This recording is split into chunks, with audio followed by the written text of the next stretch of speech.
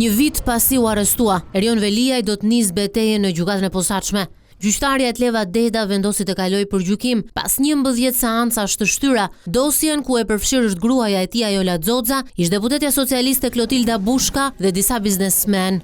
Kryetari i Bashkisë së Tiranës akuzohet për korrupsion pasiv në 13 episode të ndryshme, pastrim parash, shpërdorim detyre dhe mosdeklarim të ardhurash në bashkëpunim. Sipas organit të akuzës që përfaqësohet nga dy prokurorët Altin Dumani dhe Olz Dado, ai shfrytëzoi postin e qytetarit të parë të kryeqytetit për të krijuar përfitime gruas së tij përmes një skeme korruptive të ndërlikuar. E thënë thjesht, Ajola Xoxa kishte krijuar disa organizata jo fitimprurse, duke futur në lojë persona të tretë për të përfituar fonde nga bashkia e drejtuar nga burri i saj. Rezultati sipas SPAK është se përfituesi fundori i këtyre të ardhurave ishte vetë Ajola Xoxa dhe kryebashkiaku Erion Veliaj.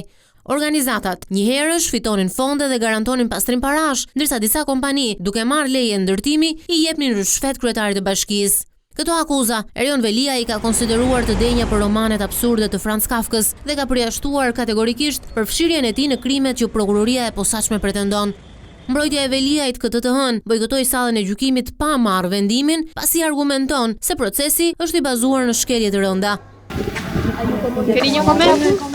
Ndërkaq që pandehur për veprime që pengojnë zbulimin e së vërtetës, është marrë edhe ish-kryetaria e Komisionit të Ligjeve Klotilda Bushka, që sipas SPAK i ka zgjesuar celularin një dëshmitare të thirrur nga SPAK për të fshehur gjurmë që mund të ekstraktoheshin nëse aparati telefonik sekuestrohej nga prokuroria.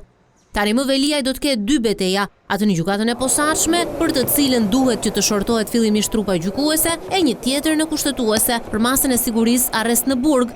Më 3 nëntor, e njëjta gjykatë i dha të drejtë Veliajt pasi goditi vendimin e shkarkimit të tij, duke e lënë në detyrë si kryetar bashkie. Shumë nderuar kryetari i gjykatës kushtetuese.